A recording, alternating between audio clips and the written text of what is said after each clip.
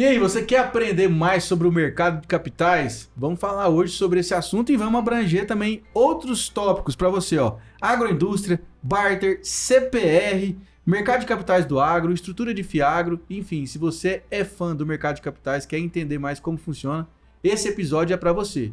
E lógico, né, a gente traz sempre pessoas gabaritadas, bem preparadas e com muito mais experiência do que eu, né, no assunto, né, gente, pra gente poder conversar. Nosso convidado de hoje, ele é CEO da Leon Capital, mercado de capitais. Ele é engenheiro civil formado pela USP, com mestrado em finanças, também pela USP e MBA pela FGV. Foi executivo de grandes empresas como a Votorantim Cimento, Rossi Residencial e BR Malls. No auge da carreira, ele fez transição bem-sucedida para o mercado financeiro e ocupou posições de liderança na MMC Investimentos, Grupo TBR de Portugal e posteriormente atuou como CEO da Barcelos Corretora. Nós estamos falando do Léo Lobo. Seja muito bem-vindo, Léo. Obrigado, Pedro. Obrigado pelo convite. Obrigado a todos do Agro2U. Agro2U, exatamente isso aí. Matou. Pouca gente entendeu, né? O Agro2 que é o Agro2U. Isso. Agro2, né? Agro2. Perfeito. Léo, mas que bacana a sua trajetória. A gente estava conversando aqui no backstage aqui offline. E a experiência do Léo é gigantesca, né? Ele tá falando de negócios aqui em Oman, teve um período também fora do Brasil aí nos Estados Unidos, Isso, na Europa, Estados Unidos, Europa e África, né? Procurei aproveitar as chances que a vida me proporcionou, né? Então, a gente sempre tentando buscar o melhor do mundo e trazer aqui para Goiás e vice-versa, levar o melhor de Goiás para o mundo também. Perfeito. Você é de Goiânia mesmo? Sou de Goiânia. Nascido e criado? Nascido e criado aqui, morei em Goiás até os 16 anos de idade. Aí sou de uma família bem tradicional aqui, de médicos e advogados. Aí resolvi ser engenheiro, resolvi inovar e eu sabia que eu tinha que me preparar por minha conta, né? Graças a Deus sempre tive oportunidades e aproveitei as oportunidades. Então fui estudar em São Carlos, lá na USP, depois passei na prova de trainee da Votorantim Cimentos e pude atuar já direto com um dos meus ídolos, né? No começo da minha carreira tive acesso ao Dr. Antônio Hermídio de Moraes, que foi uma pessoa ali que me influenciou muito para muitas das minhas decisões, a forma de ser, de pensar e de agir.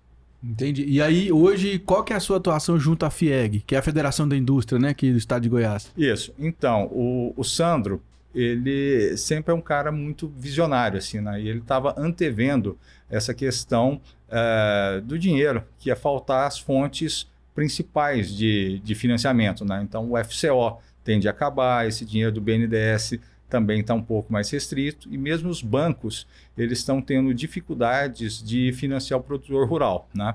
Então, ele sabendo dessa nossa atuação, me fez um convite, né? E hoje eu tenho uma filial da minha empresa dentro da FIEG, né? Também, quando você entra lá no site da FIEG, tem já na capa principal lá a indicação da Leon Capital.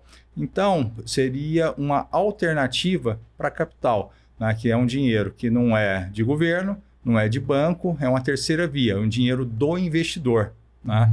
E a gente está buscando popularizar o termo mercado de capitais, né? Que até então o pessoal acha que mercado financeiro, mercado de capitais é a mesma coisa. Não é. Não é. Mercado financeiro é banco, mercado de capitais é dinheiro de investidor. Então são fundos de investimento, são family offices, são assets que a gente trabalha e tem acesso, né? Mas, por exemplo, não é o mesmo mercado que investe em startup, por exemplo? Não. Então é o seguinte, quando você estuda a nova economia, você tem as fases do desenvolvimento de empresas, né? Então você tem essa parte aí do early stage, onde estão as startups e tudo mais, né?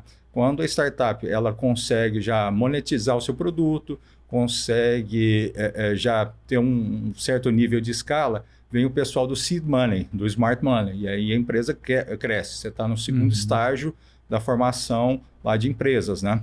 E no terceiro estágio já vem os fundos maiores, são os fundos de venture capital e depois de private equity, né? Então a gente trabalha no estágio 3 e 4 da nova economia, são os fundos de capital de risco, né? De venture capital e depois de private equity mesmo, que aí são os fundos grandes, fundos soberanos dos países aí de primeiro mundo, alguns dos quais eu tive a oportunidade de viver, né? E posso falar do outro lado do balcão, do outro lado do mar, inclusive, né? Que legal. E aí, por exemplo, quando você fala do crédito para o produtor rural, que o FCO, por exemplo, o FCO, na verdade, ele é um dinheiro mais para a indústria, né? Mas que também atende o produtor rural, né? Em certa parte. É um dinheiro subsidiado, essa aí que é a verdade. Então, assim, é um dinheiro que, quando você vai ver, o custo do dinheiro é a taxa Selic hoje, que é 10,75. Quando você pega um dinheiro de FCO, é um dinheiro bem mais em conta ali, sabe? Sai por 4,5%, 5% e tal. Quem paga essa diferença somos nós, né? Então é o seguinte... Contribuinte. O contribuinte, ele paga essa diferença ali e assim que as pessoas têm acesso. Lógico que é um dinheiro que está minguando em função da política tributária do governo e tal. E eu acho, sinceramente, que o agro ele tem condição de buscar financiamentos fora pela pujança que tem e tal, né? Mas é questão do produtor ele ter um pouco mais de noção para entender como acessa esse dinheiro, e é esse trabalho que nós estamos desenvolvendo na Leon, juntamente com o pessoal da FIEG e tudo mais, né? O pessoal do governo também de Goiás tem dado um apoio muito grande para a gente aqui, né? E são iniciativas como essa que possibilita esse podcast mesmo para a gente ajudar a divulgar essa fonte de recursos para os produtores e para o pessoal do agro em geral. Bacana. Então, porque assim, quando a gente fala do produtor rural, na parte de tomada de crédito, principalmente, não é, assim, eu não vejo muita, talvez alavancagem, mas é mais, por exemplo, um custeio, né, de uma safra, e aí a sua atuação seria mais nessa parte, por exemplo, de custear uma safra do produtor? Sim, sim. Então a gente pode fazer algumas coisas diferentes. Eu vou falar algo aqui que pode parecer um contrassenso, mas assim, para os produtores rurais, a gente trabalha com CPR, Cédula de Produto Rural, né? E essa CPR, o que fica em garantia não é a fazenda do produtor rural, é a própria soja. A produção dele, né? A produção dele. Né? Então, na cabeça do produtor, fala assim, mas você está me dando um dinheiro, a fazenda não fica em garantia, eu não assinei um aval e você me deu dinheiro. Fala assim, é exatamente isso. Né? Mas como é que vai fazer? Eu tenho certeza que você vai pagar. E isso a gente faz uma análise de crédito que é diferente. Porque o banco, o sistema financeiro, eles olham muito as garantias. A gente olha a capacidade de pagamento. Então, se o produtor rural ele tem documentos em ordem, tem a capacidade de pagamento em ordem, não tem por que pedir uma garantia, né? Meio que a safra já se paga e torna isso aí bem mais fácil, né? Lógico que a taxa é a taxa de mercado. A gente não consegue trabalhar uma taxa subsidiada porque o investidor ele tem... É privado, né? Um capital privado. Né? Então, tem essa questão. Na questão de dinheiro de longo prazo, a gente pode ter umas taxas competitivas quando a gente traz dinheiro de fora do Brasil. Né? Então, a gente tem linhas de crédito, Estados Unidos, Europa, e a gente está vendo também de trazer um dinheiro de Oman, que é um dinheiro mais barato, com prazo alongado e com uma carência também bem interessante. Né? E ali é um dinheiro que você tem para investimentos, né? Por exemplo, compra de terra, que é uma coisa que o banco não empresta você para comprar terra. A gente tem dinheiro para compra de terra. Recuperação de pastagem degradada, né? Construção de armazéns e irrigação. Então, a gente tem algumas fontes de recurso via fundos de investimento que os bancos tradicionais não conseguem fazer. Que legal, é bem diferente mesmo, porque eu acho que é uma demanda que tem muito no mercado, que é a questão de aquisição de terra, né? E Sim. Realmente, talvez assim, no Brasil, o único produto que eu vejo que talvez faz alguma coisa parecida é o consórcio. Né? Deixa eu dar um outro conceito ali que as pessoas às vezes não entendem, né? Operação de crédito, o pessoal confunde crédito, débito e dívida. São coisas diferentes, né? E ali tem equity também. Então, o que é o consórcio? O consórcio não é um crédito, é uma dívida. Você está emitindo um título privado, né? E nisso você coloca os seus termos em relação. Quando você vai fazer uma operação de crédito, deixa eu dar um conceito aqui que às vezes as pessoas elas confundem um pouco, né? Exatamente. No caso, eu também confundo sempre. Então, vamos lá. Então, olha só. Quando você vai pegar uma operação de crédito, você está pegando um empréstimo. Então, você vai dar uma garantia. Garantia a sua fazenda. Se a fazenda vale 10, para o banco ela vale 5. Se você quer 1 ano de carência, para o banco vai ser 6 meses. Então, quem arbitra o preço e as condições não é você, é o banco. Perfeito. Né? E ali é um contrato de adesão, onde você tem basicamente a opção de pegar ou largar. Você não consegue discutir cláusulas e tudo mais. Isso é uma operação de crédito. Dívida é quando você emite um papel, você emite um título privado. Então, pode ser uma CPR, pode ser um CRA, pode ser uma debênture e tudo mais. A diferença é que quando você emite o papel, é dentro dos seus termos. Então, a sua fazenda é 10, vale 10. Você vai pagar esse dinheiro depois de 2 anos e vai colocar um valor lá, um spread de CDI mais 4, CDI mais 5. Você define isso. Entendi. O que eu faço? Eu estruturo esse papel, né? É parte do nosso trabalho, né? E eu apresento isso para esses investidores profissionais, investidores privados que a gente tem. E o que acontece? Esse valor, eu vendo essa dívida. O investidor, ele capta e coloca o dinheiro para você. Qual que é a vantagem? Com a lei do FIAGRO de 2021, abriu uma porta muito grande para a gente colocar papéis. Então, as CPRs hoje, a gente coloca dentro do FIAGRO. E qual que é a vantagem para o investidor? Ele prefere financiar dívida do que financiar crédito, porque os dividendos do crédito, você paga imposto de renda. Na dívida, não, você não paga imposto de renda, você é isento. E nisso o investidor de cara ele já está ganhando 20%. Pô, cada real economizado é lucro no bolso, né? Pois é. Aí, outra coisa que a gente trabalha, equity. Então, equity, o pessoal às vezes não entende assim, mas eu desenvolvi um jeito simples de explicar para os produtores, né? Então, crédito é operação de empréstimo igual você está acostumado. Dívida é quando você emite um papel. Equity é quando você ganha um sócio. Então, esse sócio, ele coloca o dinheiro na sua empresa sem juros e sem garantia, né? Meio que ele toma o risco, é o investidor de risco. Ele Por faz isso o que valuation. fala capital de risco. Então, ele faz o valuation da empresa, ele sabe quanto que vale o negócio e ele compra cotas do negócio, 25%, 30%, até 49% ele compra. Mas ele não quer tocar o negócio, ele quer que você toque, ele deixa esse dinheiro disponível na tesouraria da empresa para você alavancar o negócio. Necessariamente, ele não quer o dinheiro de volta, ele quer que você multiplique o faturamento da empresa, porque ele ganha na valorização no valuation da empresa e depois nos múltiplos de EBITDA que você consegue fazer ao longo do tempo, né? Então, só para deixar claro esse conceito, crédito, equity, dívida. Crédito é uma operação de empréstimo, dívida, você emite um papel, equity, eu te arrumo um sócio que bota o dinheiro na sua empresa.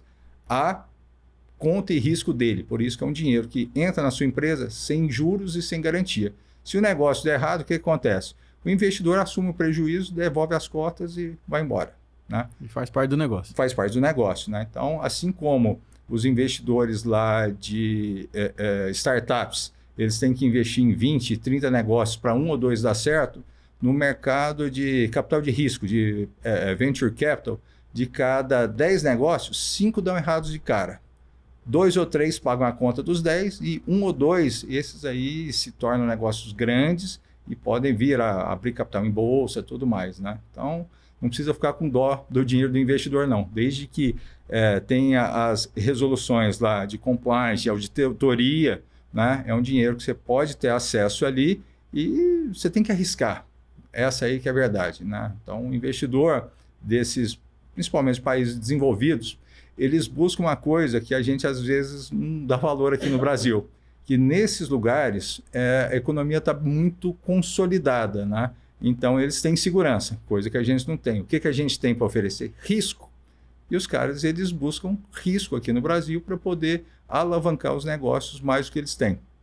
Deixa eu dar um exemplo. Você pega um fundo de investimento grande lá da Europa do Norte, lá da Noruega, da Finlândia. O dinheiro lá rende menos 1% ao ano. Então, o dinheiro lá, quando você deixa no banco... Você está perdendo. Você está perdendo, porque o banco tem que pagar salários, tem que pagar conta de luz, de segurança, tudo, né? Então, eles investem parte desse dinheiro em renda fixa, renda variável e separam, assim, 10% desse portfólio para colocar em operações de risco. Então, assim, você pega um fundo, sei lá, um valor simbólico assim de 1 bilhão de dólares, de euros. Eles têm 100 milhões de euros que eles podem colocar em negócios em países emergentes, né? para tentar ver se algum desses negócios vira, e ali pode ser um unicórnio, alguma coisa que faça a essa questão. E nisso, eles sabem que muitas vezes eles vão perder pelo menos 50% desse investimento. Mas o investimento em 1 ou 2 negócios que dá certo, paga a conta disso aí com múltiplos variados, e é isso que eles buscam, né? Então, acho que as pessoas têm acesso a esse dinheiro e não procuram mais por simples desconhecimento, né? Coisa que a gente está aqui hoje, né, nessa conversa, basicamente para informar e para explicar, desmistificar um pouco dessa história. Isso, bacana você tocar nesse assunto, porque parece que é uma coisa assim tão longe, né, para o empresário brasileiro que está ali com o seu empreendimento, com o seu negócio, né? A gente tem algumas soluções aqui do Brasil, né, igual o Nubank propriamente, que começou como virou um unicórnio, e hoje é um dos 4 maiores bancos do Brasil, né? Passou o Banco do Brasil. Passou o Banco do Brasil, né? Então, olha só para dar um comparativo com a economia dos Estados Unidos. Então, enquanto no Brasil hoje você tem 158 instituições bancárias, nos Estados Unidos você tem 5.050 bancos. Nossa, que diferença, hein? E assim, você pega os 5 maiores bancos privados do Brasil, que esse aí todo mundo conhece, né? Os 5 grandes ali. Eles dominam 81% do crédito. Você pega nos Estados Unidos os 5 maiores bancos, eles dominam um pouco mais de 30% do crédito. Então, os bancos, o sistema financeiro é muito concentrado e meio que eles travam a mentalidade da pessoa de ver soluções alternativas, né? Mas nesse momento, as operações de crédito para o agro, vou dar uns números macro aqui para você. Na última safra, o agro precisou de cerca de 900 bilhões de reais para fazer o custeio na última safra. 1/3 desse valor veio do governo, né? Então, o FCO, o BNDES e tal, eles custearam essa safra. 1/3 veio de bancos, né? Então, aquelas operações tradicionais, e o outro terço veio das trades, né? Então, as operações de barter e tudo mais, né? Nesse contexto, foi o primeiro ano das operações do Fiagro, né? Então, cerca de apenas 38 bilhões de reais, nesse contexto de 900 bilhões, vieram de investidores. E é uma margem que tem muito para crescer esse ano. Por quê? O governo praticamente secou a fonte e eles são muito voltados para a agricultura familiar, né? Então não devem financiar grandes produtores. As operações de barter, elas são muito usadas, mas o que acontece? Eu vou dar um termo assim, elas judiam muito do produtor. Por quê? Quando o produtor está lá trocando semente, está colocando insumo, fertilizante, as grandes empresas, essas multinacionais, eles vendem o produto, mas é sempre na tabela cheia, né? Então eles não dão desconto para o produtor e eles pegam o grão do produtor e revendem isso no mercado futuro, né? Já trava, né? Já trava isso e está com uma bela margem de lucro ali a realizar. Quando você faz uma operação de barter com o mercado de capitais, comigo, por exemplo, você está fazendo barter com dinheiro. E ali o que acontece? Se você com dinheiro na mão, vai atrás dessas grandes, da Syngenta, da Monsanto e tal, e você tem poder de barganha na hora de comprar seu insumo, seu fertilizante. Chega lá, vê se o cara não te dá 10%, 15% de desconto e tudo mais, né? Dinheiro então, na mão, né? Com dinheiro na mão, você tem a capacidade de barganhar muito melhor. E por que as pessoas não fazem isso ainda? Simples desconhecimento. Simples de conhecimento. Pois é, porque o barter é uma ferramenta que ela é infinita, né? As possibilidades dela. Sim. Né? Já vi barter de avião, de caminhonete, de tudo quanto é coisa que o povo faz. Barter, quando você pega do termo assim, significa escambo, né? Então você está trocando produtos. Quando você está trocando produtos, também tem a questão fiscal do imposto, né? Que ali você está trocando, você não está vendendo e comprando.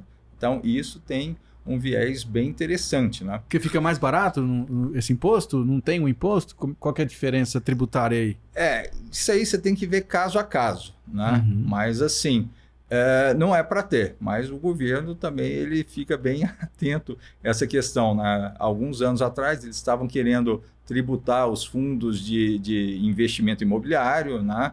E o que acontece? Os dividendos como um todo, né? Os dividendos como um todo. Só que o imposto ele tem que ter uma razão de existir, né? Meio que assim, existem esses fundos porque o governo não quer financiar diretamente, então abre uma porta para o investidor financiar. E é justo que assim ele não cobre o imposto. Ao meu ver, o meu entendimento é isso, né? Se fosse o governo financiar, aí teria que ter, mas agora ele não quer fazer, ele tem que deixar o investidor de fora tomar o risco, ele ainda vai colocar imposto sobre isso, eu não acho que é certo, né? Mas assim, a gente vive num momento político no Brasil que até o passado é incerto, né? Então a gente tem verdade.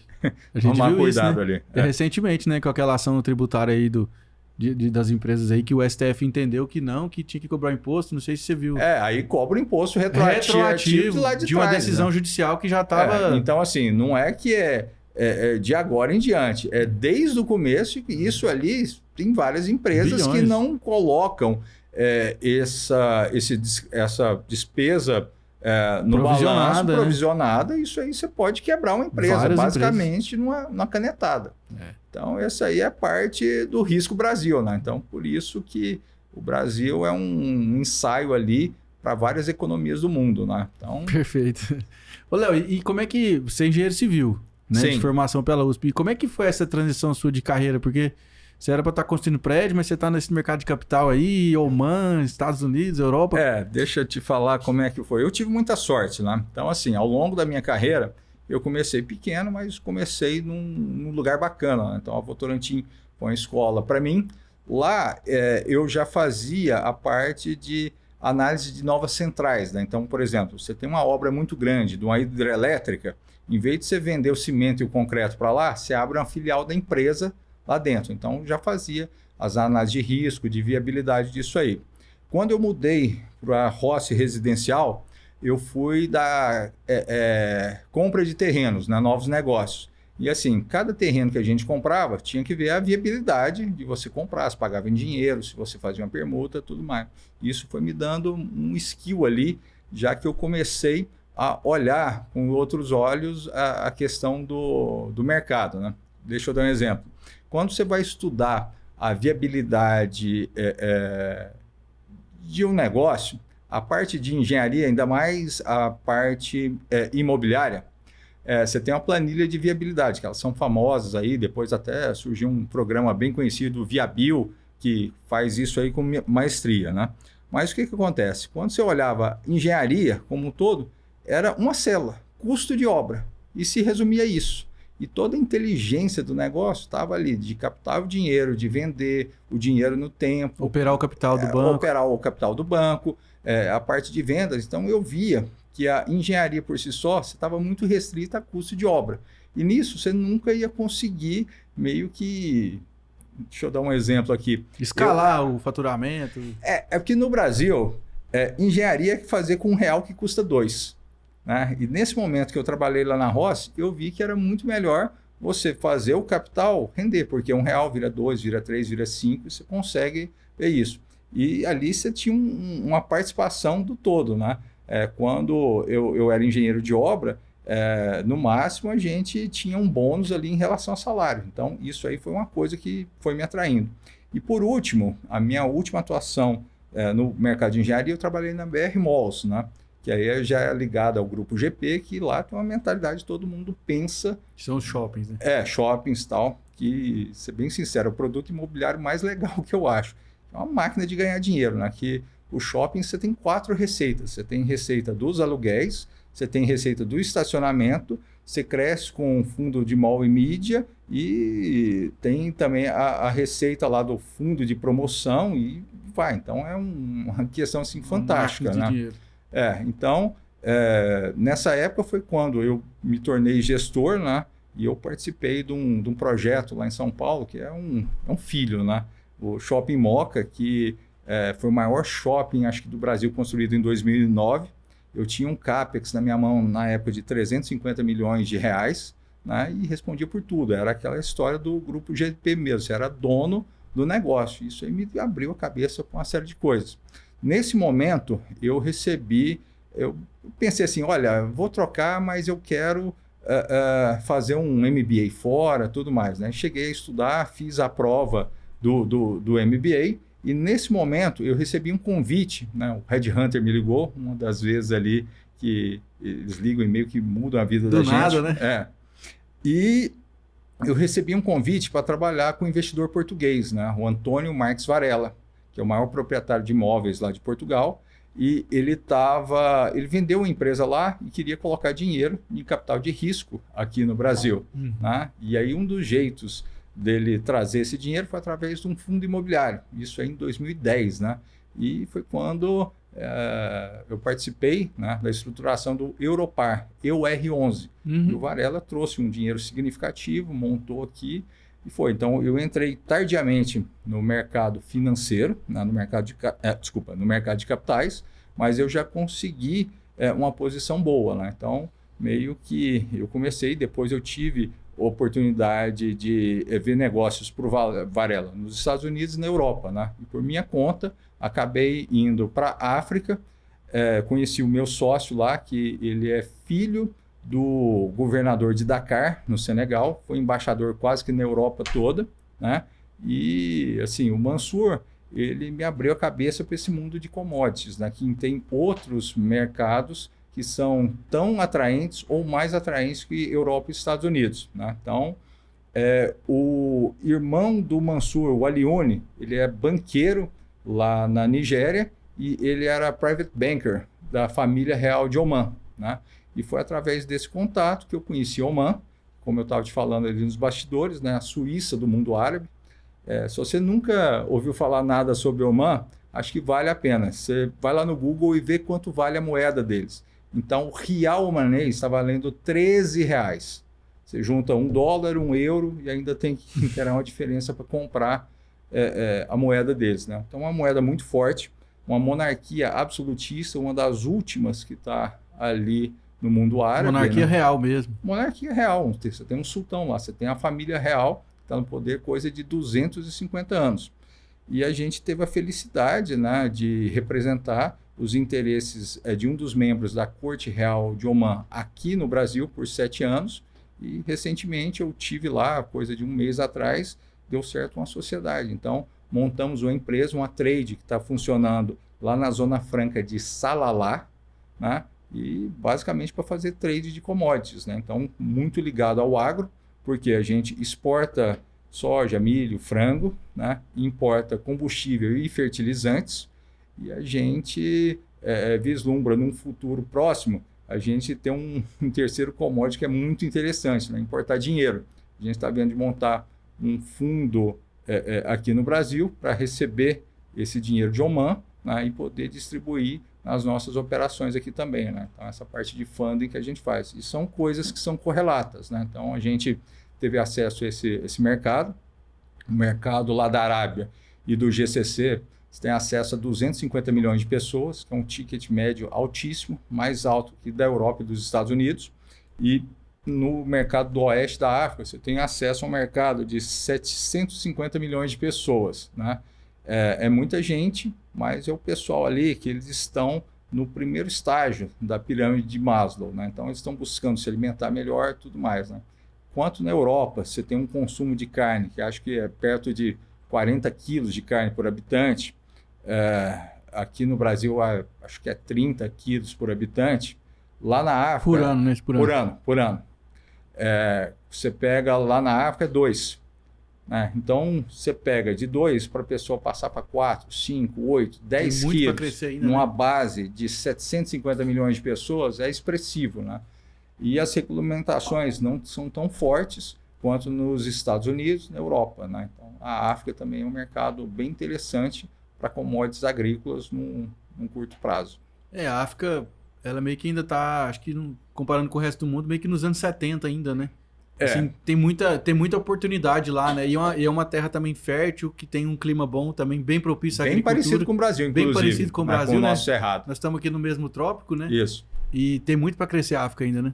O que eu vejo que a África não é muito divulgado na mídia, assim, mas você pega a região do oeste da África lá, eles já conseguiram fazer um bloco econômico, né? Então, você tem um bloco ali de 14 países do oeste da África, que assim, a maior economia da África é a Nigéria, não é a África do Sul, igual todo mundo pensa, né? Então, você tem a África do Sul, o Quênia e mais 2 países lá de colonização inglesa e os 12 países de colonização francesa. Então, eles se juntaram, fizeram um bloco econômico, tem uma moeda única e eles estão meio que se profissionalizando rápido, né, nessa história de commodities e se inserir no mercado. Então, cada país separado não tem condição, às vezes, de comprar um navio inteiro de açúcar, de frango, mas eles conseguem se organizar para dividir isso e fazer, né? Então, a Nigéria está liderando esse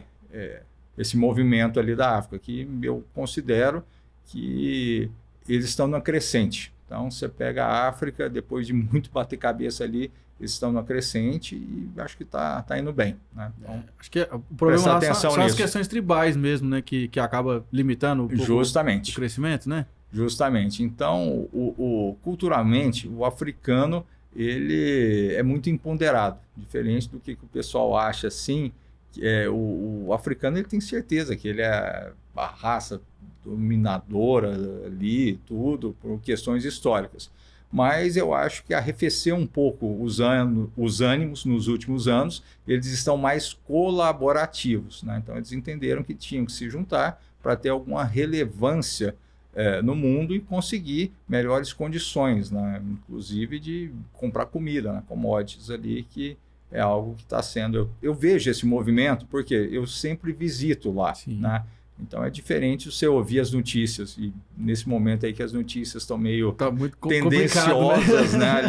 Ali, eu faço esse convite ali, as pessoas sempre puderem visitar, conhecer, olhar com os próprios olhos, que nisso você pode se surpreender, né? Igual a primeira vez que eu ouvi falar de Oman, eu falei assim, não existe isso, como é que pode ser um país que tem uma moeda tão forte e ninguém nunca ouviu falar? Discreto, né? Um país assim que não, ele não fica fazendo alarde, né? Você não ouve falar histórias, né? Não está em conflito nenhum. E é justamente por isso, por não ouvir falar e ter economia forte, que eles estão ali, né? Então, meio que é um achado. Eu costumo brincar que em comparação com os filmes da Marvel, é quase como se fosse Wakanda, né?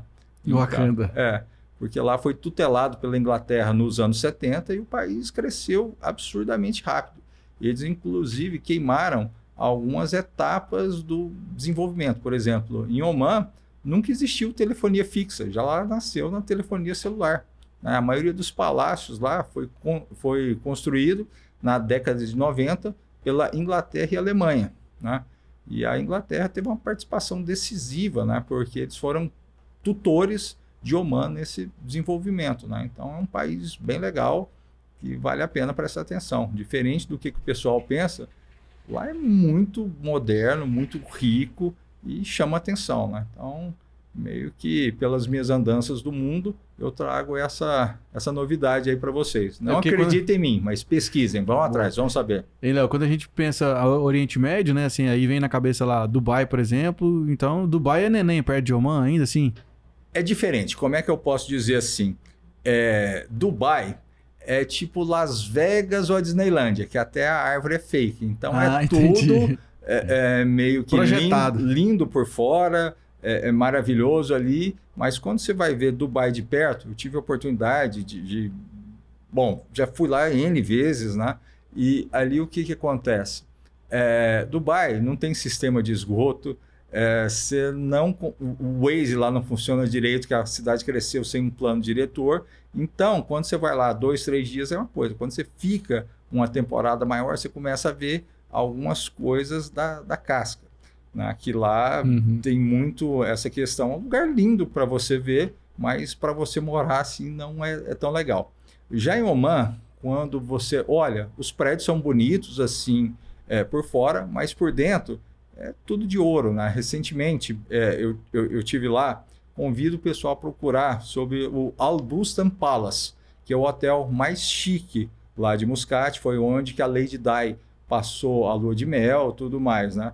E assim, a surpresa que você tem é quando você entra no hotel. Então, lá o lobby, você tem 30 metros de pé direito, tudo folheado a ouro, com cristal bacará. Então, é uma coisa assim, que é meio igual à personalidade dos omanenses, né? Então, quando você entra, que você conhece, aí que você surpreende. À primeira vista, você acha que é tudo normal, mas quando você entra lá e vai ver, é quando você se assusta, você se assombra. Dubai não. Você enche os olhos quando olha assim, passa de avião, acha lindo, mas à medida que você entra nos prédios, vai vendo que tem uma série de problemas ali, o dia a dia também já não é tão bacana. E como é que é a receptividade lá em Oman, assim, do brasileiro, assim? Lá o pessoal é aberto, o país é muito fechado. Você chega lá, você precisa tirar um visto, como é que é para entrar lá? Olha, então, curiosamente, o Brasil e Oman, eles têm uma história bem próxima, né? Coisa que eu não sabia. Então, Vasco da Gama, quando foi o caminho das Índias, ele passou aqui pelo Brasil, contornou a costa da África e parou em Oman. E lá ele fundou a cidade dele, né? Muscat, em inglês, tal, mas o nome real é Mascate. Mascate. Então a cidade, a capital, foi criada pelos portugueses, Vasco da Gama. E foi um omanês que ensinou para o Vasco da Gama o caminho das Índias, porque eles são muito bons navegadores, né? E Portugal dominou Oman por cerca de 200 anos. Então muito da arquitetura omanense remete assim a Lisboa, a Portugal e tudo mais, né? Então isso aí é uma curiosidade que vale a pena. E depois eles entraram num processo lá de separação. A família real que está no poder agora, Al Said, foram eles que espantaram os portugueses de volta para Portugal e se estabeleceram. Mas tem uma raiz comum e eles sabem muito a respeito do Brasil e a respeito do Ocidente como um todo. Eles não são tão fechados naquele mundo, né? Em 1970, o Sultão Qaboos, que é o governante que abriu o país, ele foi para a Europa, né, estudou em Londres, meio que ele teve essa condição de enxergar o mundo maior, voltou e fez uma revolução no país, né? Que até 1970, em Oman, você não tinha portos, aeroportos, não tinha nada, né? Então ele conseguiu trazer a Inglaterra para tutelar o país, abriu a economia, passou a explorar o petróleo, meio que colocou as escolas. A primeira faculdade de Oman é de 1986, então é tudo muito recente. Assim. Então eles abriram para o mundo.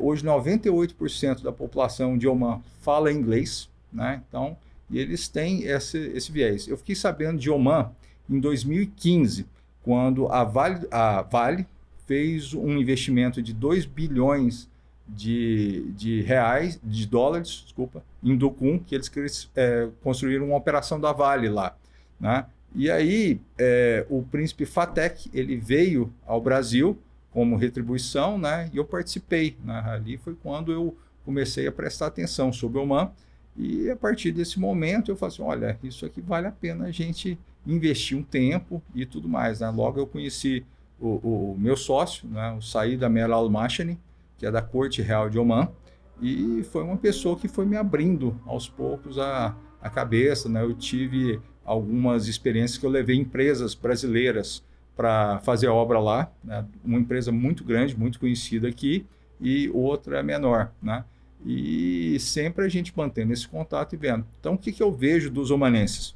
É um povo muito aberto ao mundo, né? Mas eles não abrem mão das tradições, eles querem viver como omanenses. As tradições. Mas eles querem o iPhone, eles querem comprar a Ferrari, a Lamborghini, e eles querem o churrasco brasileiro, eles querem as coisas boas que a gente pode oferecer para eles, né? Então, eu acho que por eles também serem conhecidos como a Suíça do mundo árabe, eles não têm problemas com os vizinhos, que aquele pessoal lá, eles gostam de brigar, confusão, né? de guerrear e tudo mais, né?